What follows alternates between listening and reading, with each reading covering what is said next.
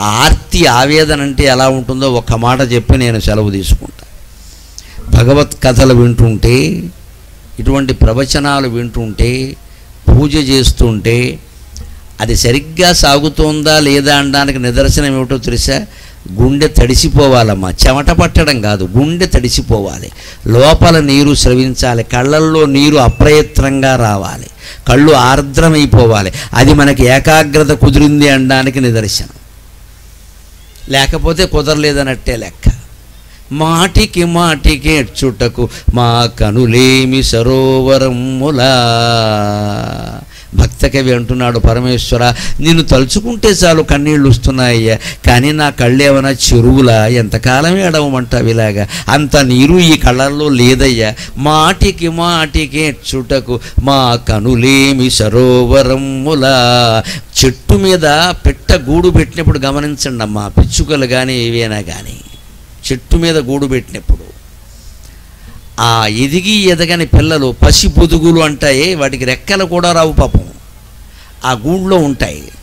పొద్దున్నే తల్లి పిట్ట తండ్రి పిట్ట రెండు వేటకి వెళ్ళిపోయాయి. ఈ పిల్లలకి ఏమిటి అంటే ఆ తల్లో తండ్రో ఏదో తెస్తారు, తెచ్చే వరకు వీటికి తిండి లేదు, వీటంతటివి పై గూడు పైకే రాలేవు, పైకి ఎక్కడెదుగుతాయి? ఈ వీటికి రెక్కలు వచ్చే వరకు కాపాడడం వాటి బాధ్యత. కానీ ఆశ్చర్యం ఏమిటంటే లోకం ఎలా ఉంటుంది అంటే మానవులైనా పక్షులైనా ఒకటే, మృత్యు ఎప్పుడు వస్తుందో ఎవరికీ తెలియదు.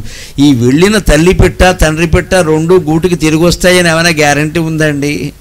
ఏ పోయేవాడో తల్లిని వేసేయచ్చు, తండ్రిని వేసేయచ్చు, వీలైతే రెంటిని వేసేయచ్చు. ఈ పిల్లల గతి ఏమిటి? అలాగా తల్లి పిట్ట తండ్రి పిట్ట వేటగడితే సాయంత్రం ఎప్పుడు అవుతుందా, మా అమ్మో నాన్న ఎప్పుడు వస్తారా, మా కోసమైనా చిదుగులో పురుగులో మాంసం మొక్కలో కూర మొక్కలో ఏవైనా ఎప్పుడు పట్టుకొస్తారా, అది నేను ఆశగా తిందావా అని పిల్లలు ఎదురు చూసినట్టుగా పరమేశ్వర సాక్షాత్కారం కోసం మనం ఎదురు చూడాలి. అంత ఆవేదన ఉండాలి. అంతేగాని ఊరికి ఎంతసేపు కోరికలు కోరడం కాదమ్మా. మా అబ్బాయికి ఉద్యోగం రాలేదు, అమ్మాయికి పెళ్ళి అవ్వలేదు, దిక్కుమాలిన కోరికలు అంటారు వీటిని. వాడు ఆ పెళ్ళి అవనంతవరకే సుఖంగా ఉంటాడు, పెళ్ళి అయ్యాక సుఖంగా ఉండవని నేను చూడలేదు ఇంతవరకు. ఎందుకు ఆ పెళ్ళి? దాని గురించి అంత తాపత్రయపడ అయ్యే పెళ్ళి అవుతుంది, గంతకు తగ్గ బొంత అని వాడికి తగ్గిన బొంత ఎక్కడో ఉంటుంది, అది వస్తుంది. వద్దన్నా సరే వాడిని బొంత పురుగులా గరుస్తుంది, అనుమానం లేదు. దాని గురించి అంత మనం తాపత్రయపడాలి. ఇక అందరికీ మొత్తం జ్యోతిష్శాస్త్రవేత్తలు పట్టుకోవడం, ముహూర్తాల వాళ్ళని పట్టుకోవడం. ఏమన్నా ఆ గుళ్ళోకి వెడితే పెళ్ళి అవుతుంది, ఆ గుళ్ళో ఉన్న ఆంజనేయ స్వామి కాలేదు, నీకెందుకు అవుతుంది? పని లేక గుళ్ళోకి వెళ్ళేది పెళ్లి కోసమా?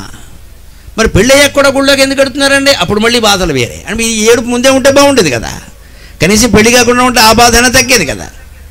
ఊరికే తొందరపడి పెళ్ళి అని చేసేసుకోవడం. ఇక్కడ అయిపోయిన తర్వాత అయిపోయింది అని ఏడవడం, ముందు ఏడిపోయి వెనక ఏడిపోయి, దేనికి ఇంకా జీవితం ఇది?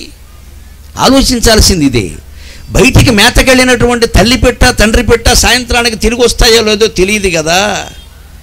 ఆ పిల్ల నా తల్లి వస్తే బాగుండు, నా తండ్రి వస్తే బాగుండు ఏడుస్తుంది కదా. అంతకంటే మన జీవితాలకు ఏమైనా భద్రత ఉందా అండి? 21వ శతాబ్దంలో ఎక్కడుందా మా భద్రత? ఊరు కల్తీ, కూరగాయలు కల్తీ, ఊరగాయలు కల్తీ, పాలు కల్తీ, నీళ్లు కల్తీ, సమస్తం కల్తీ. ఎందుకంటే మనుషుల మనస్సులు కల్తీ.